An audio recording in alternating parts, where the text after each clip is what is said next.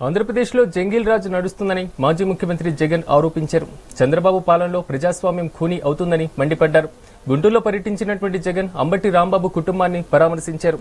ఈ సందర్భంగా ఆంధ్రప్రదేశ్ ప్రభుత్వం ముఖ్యమంత్రి చంద్రబాబు పైన ఆగ్రహం వ్యక్తం చేశారు. అంబటి రాంబాబు, విడుదల రజని, జోగి రమేష్, బొల్లా బ్రహ్మనాయుడు చేసినటువంటి తప్పేంటని ప్రశ్నించారు. రాబోయేది తమ ప్రభుత్వమేనని ధీమా వ్యక్తం చేశారు. ఇదే పవన్ కళ్యాణ్ గారిని, ఇదే నారా లోకేష్ గారిని అడుగుతా ఉన్నా, మీరు తిట్టే తిట్టులకు ఎటువంటి రియాక్షన్ అవసరం లేదు. మీ మీద ఎటువంటి అటాక్ లేకుండానే మీరు రొటీన్ గానే తిరుగుతా ఉన్నారు. ఈ మాదిరిగా ఇదేమి కొత్తగా జరిగేదేమి కాదు. మీరు తిరితే ఒక రకంగా ఉంటుంది. అంబటి రాంబాబు అన్న ప్రాణం మీదకి వచ్చినప్పుడు రియాక్షన్ గా ఆయన తిరితే మాత్రం ఇంకొక రకంగా దాన్ని చిత్రీకరిస్తా ఉన్నారు. అయినప్పటికీ కూడా రాంబాబు అన్న ఇంటికి వచ్చి 10:30కు అది జరిగితే 10:30 ప్రాంతంలో అది జరిగితే ఇంట్లో తాను ప్రెస్ మీట్ కూడా పెట్టి జరిగిన విషయమంతా కూడా వివరించి, పెద్ద మనిషి కాబట్టి, సంస్కారం ఉన్న వ్యక్తి కాబట్టి ఆయన నేను తిట్టకుండా ఉండాల్సింది అని కూడా చింతిస్తూ చెప్పాడు. ఏకంగా అంబటి రాంబాబును హత్య చేయడానికి,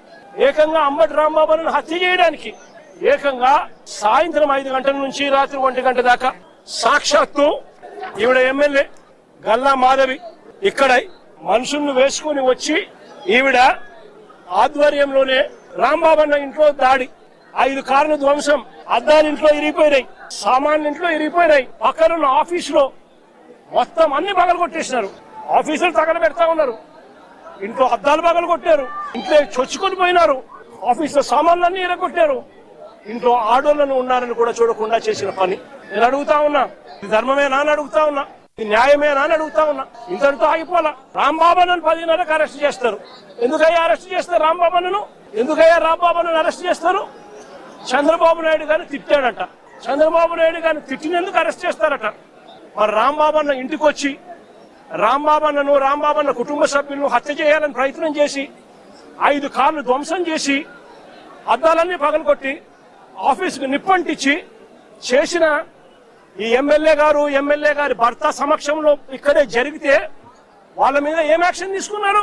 ఆ ప్రశ్నించిన వాళ్ళ మీద, సోషల్ మీడియా యాక్టివిస్టుల మీద, ప్రశ్నించే వాళ్ళ మీద కేసులు పెట్టి జైలుకు పంపుతా ఉన్నాడు. అబద్ధాలు చెప్పేది ఆయనే, మోసం చేసేది ఆయనే.